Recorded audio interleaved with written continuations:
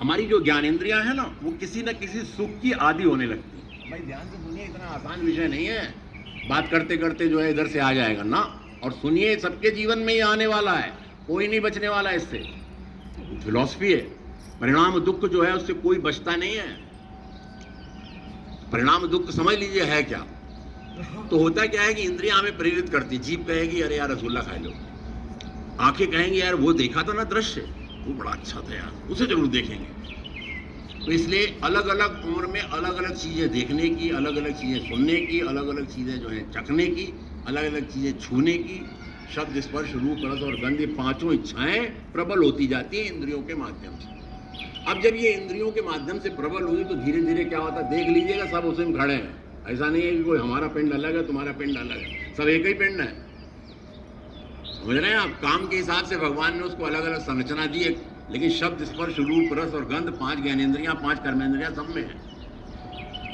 तो वह इंद्रियों ने हमारे मन को निरंतरता के साथ फिक्स कर दिया कि हमें भाई ये चीजें पसंद है। तो मन जो है फिर उन्हीं में भागने लगता है, उसी जुगाड़ में लग जाता है।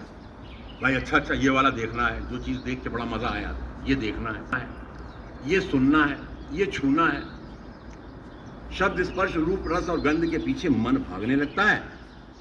लेकिन सबसे बड़ा दर्द ये है कि अपने हाथ में तो कुछ फिक्स है ही नहीं। सारी इंद्रियां जो है ना, ये इतने नालायक हैं, शिथिल पड़ने लगती।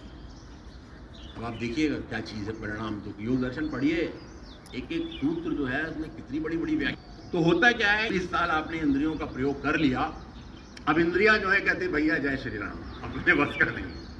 ज्यादा खाओगे पेट खराब हो जाएगा। आंखों से उतना धुंधला धुंधला दिखता ही नहीं है। जब मार चमक चमक के आंखें फाड़ के देख रहे हैं तब दिख ही नहीं रहा, आंख का लगे ऑपरेशन करवाएं दिखे तो कुछ, खा ही नहीं पा रहे। और भी शरीर की इंद्रियां सब धीरे धीरे शिथिल हो जाती है। अब मन तो आदि है, मन तो बड़ा नालायक है, वो तो आदि हो गया। वो कहता नहीं नहीं वो देखो, अब वो कहते दिख ही नहीं रहा ठीक से, यार देखें कहाँ। वो कहता वो छुओ, कहते वो छूने मजा ही नहीं आ रहा, कहाँ छुए भाई। कहते ये करो वो करो, लेकिन इंद्रियां जो है नमस्ते बोल देती हैं। और धीरे धीरे ये उम्र बढ़ती जाती है, इंद्रियां बिल्कुल शिथिल होती जाती है। मन पूरी तरह से आपका उसी आवेग में आपको परेशान करता है। इसको कहते हैं परिणाम दुख। सब दुनिया पीड़ित है परिणाम दुखों से, और इसके लिए बहुत बड़ी मार्केटिंग है।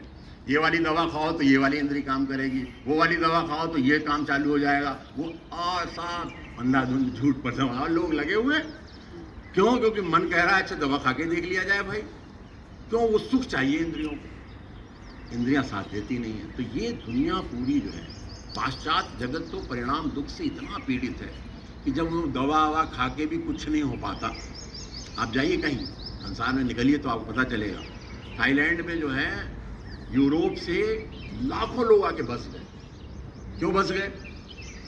क्योंकि उनको जो पेंशन मिलती है यूरोप में, उसमें से भी उनको पैसा बच जाता है, यहाँ के खर्चे थोड़े कम हैं। और जो सुविधाएं उनको वहाँ जवानी में अय्याशी में की थी, वो यहाँ उनको इजीली मिल जाती हैं।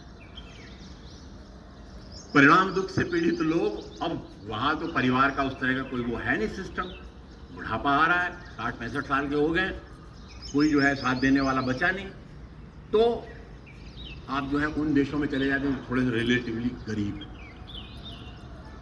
पूरा संसार ऐसे ही जो है। और जो नहीं में चले गए, 40% अमेरिका के लोग जो हैं मोटापे और डिप्रेशन से परेशान हैं। विकसित देश हैं सब, यूरोप पूरा का पूरा विकसित है लेकिन परेशान है।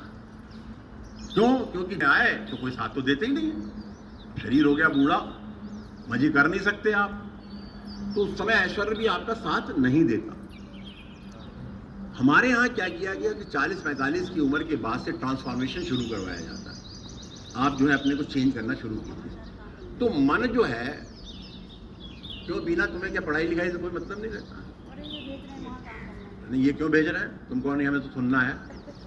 तुम्हें ज्ञान से कोई लेना देना नहीं रहता, मैं देखता होना चाहिए। और ये सब 40-45 की उम्र से शुरू होता है। 15-20 साल आप प्रयास करते हैं, तब जाके 60 तक थोड़ी सी खोपड़िया बदल पाती है, वरना तो ये खोपड़ी ने सबको परेशान कर रखा है। तो ये ट्रांसफॉर्मेशन आप लोगों का बड़ा सौभाग्य है कि आप कोई 40, कोई 45, कोई 50 में आकर योग से और योग संस्थान से जुड़ गया है। और हम सब स्वामी जी की जो दी हुई एक विचार है कि वैदिक संस्कृति का पुनर्स्थापन होना चाहिए।